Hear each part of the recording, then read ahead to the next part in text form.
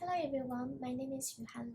I'm an assistant professor from the City University of Hong Kong's Computer Science Department, and today I'm very excited to share this work, NoteWordy, Investigating Touch and Speech Input on Smartphones for Personal Data Capture. This work is part of my dissertation which I completed last year at University of Maryland with my advisor and other collaborators. So, self-tracking has become a prevalent practice for people to track many aspects of their life, and it often involves capturing multiple types of data in different forms. In tracking daily activities, for example, people may need to capture the time duration of the activity using a time widget, select the activity type from multiple choices, pick their mood in the Likert scale, and add additional notes in a text box. So many of this data, especially subjective information such as mood, need to be manually collected. And the action of manual tracking is important for raising self-awareness. Traditionally, people use touch input to manually track their data. It's easy for single types, but can impose heavy data capture burden for text typing or when it involves capturing multiple types, such as entering time information including date, hour, and minute. Speech input, with its fast and expressive nature, shows the potential to lower the data capture burden and help with collecting rich details. On the other hand, speech input also has some limitations. It's difficult to edit the data on the fly, and the use of speech might be constrained by the environment. To the best of our knowledge, only a few research studies have incorporated speech into self-tracking systems.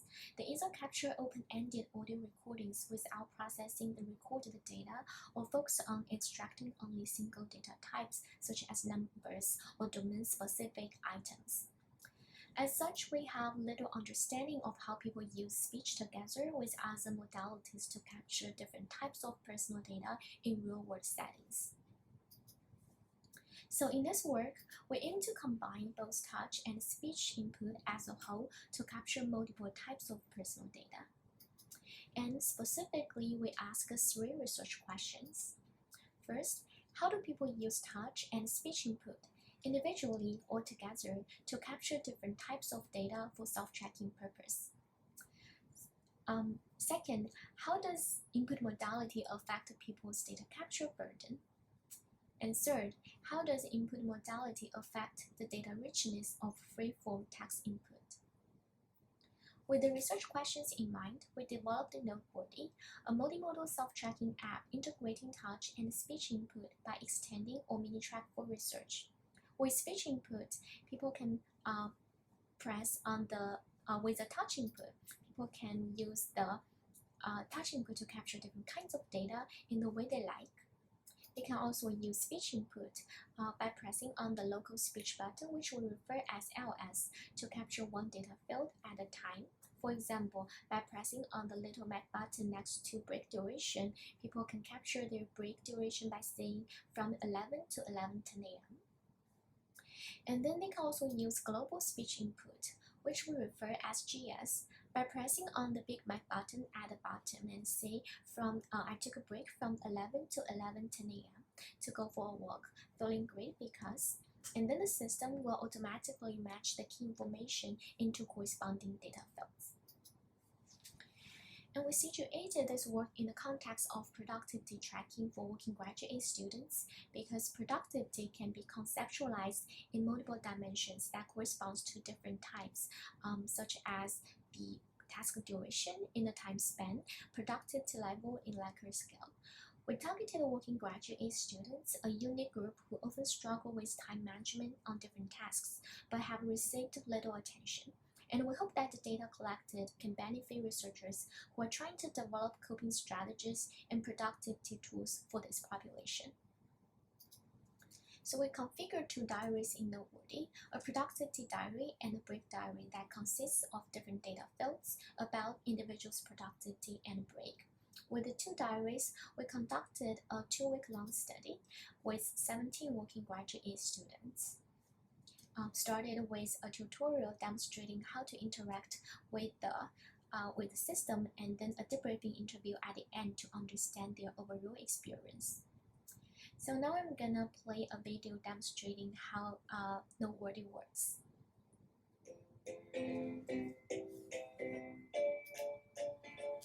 I was at home from 9 to 10:30 a.m.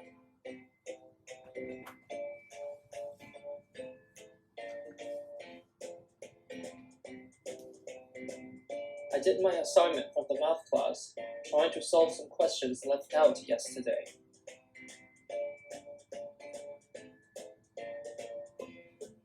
It was somewhat productive because I was able to figure out a hard problem, although it was a bit slower than expected.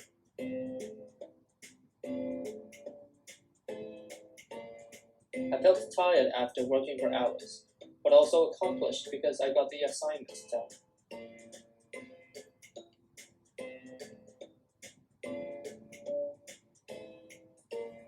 From 11 to 12, I took a nap, feeling refreshed after waking up because I got my energy refilled.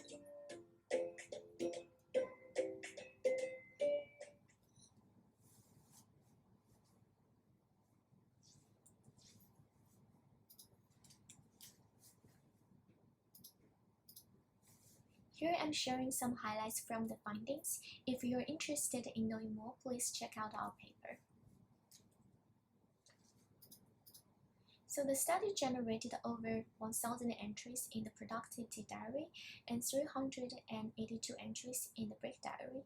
In both diaries, over 40% of the entries were filled by touch inputs, and while entries with speech-only input were more common in the break diary, and entries involving both input modalities were more common in the productivity diary. When it comes to choosing between touch and speech input for each data field, a majority of the multiple choices and the Likert scale fields were filled by touch input. For time spent, including task duration and break duration, participants used both touch and speech input, with more cases using touch. Free-form text fields were commonly filled by both input modalities, with slightly more cases using speech input.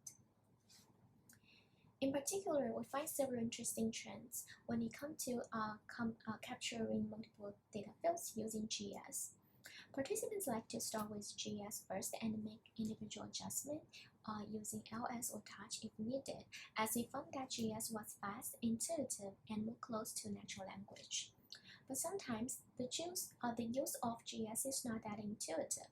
For example, capturing things like I was working on a work-related task at a workplace can be repetitive and sounds a bit awkward.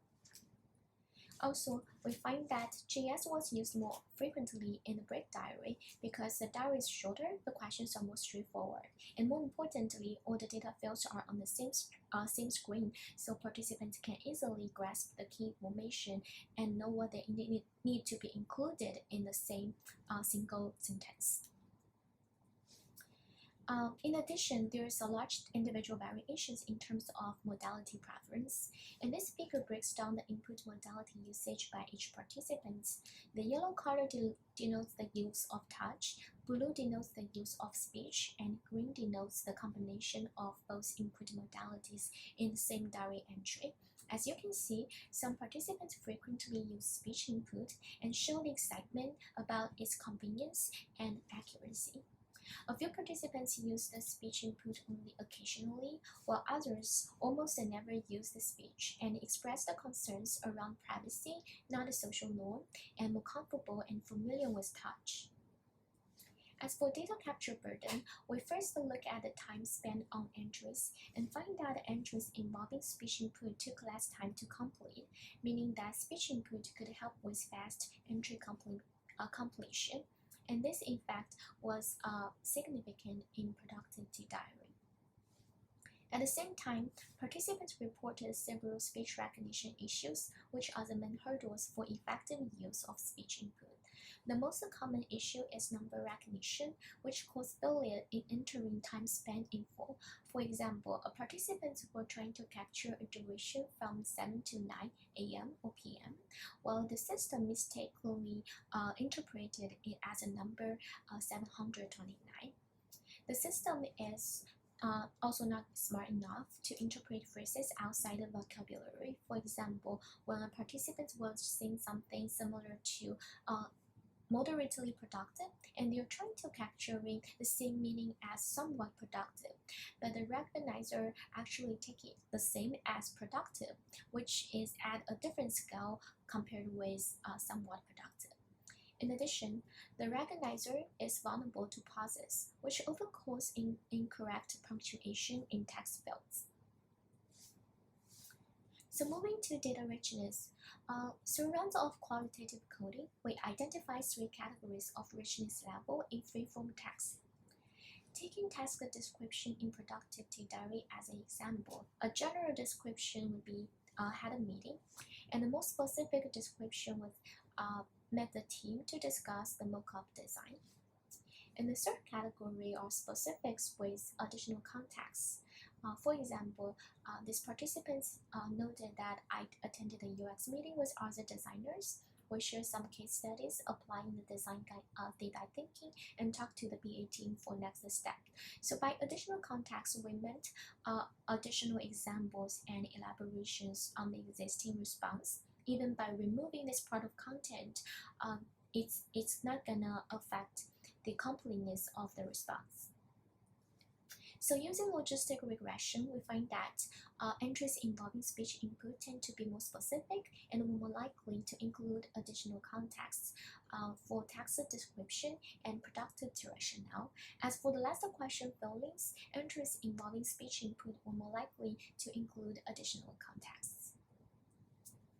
So with the lessons learned, now I'm sharing some implications. In this study, we identified the benefits of speech and touch input in capturing personal data. So speech is fast, flexible, intuitive, and can enhance data richness.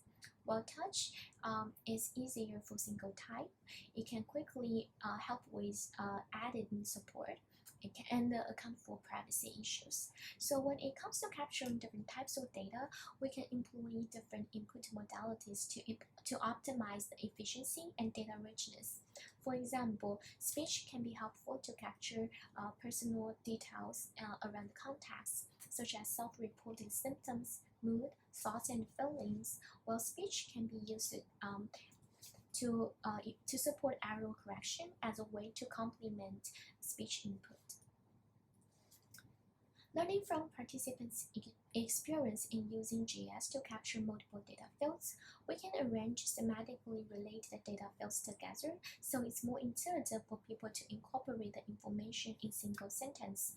For example, time plus activity and time plus location, the ratings of productivity score with the rationale are good combinations. Another design opportunity would be provide guidance and examples to help people overcome the unfamiliarity with GS. Although we already provided some guided prompts at the very beginning when people on board, we can further leverage when people are actually using speech, the local speech input LS to capture single data fields, and then when we can send some prompts reminding them that hey, you can actually using GS to capture this information together with the other data fields. So although NoteWordy is not perfect in terms of speech recognition and cannot be applied beyond our study context, our study served as a test bed to understand how people actually use speech for personal data capture, and the lessons also shed light on adapting speech recognizer for tracking various activities. And here we're calling for more research efforts to contribute to contextualize the speech data from diverse self-tracking activities, including date and time, duration, the labels of Likert scales that are commonly used, such as stress level, sleep quality, commonly used in units for daily activities, and so forth. So with that, I'd like to end the presentation here and happy to take any questions. Thank you for your attention.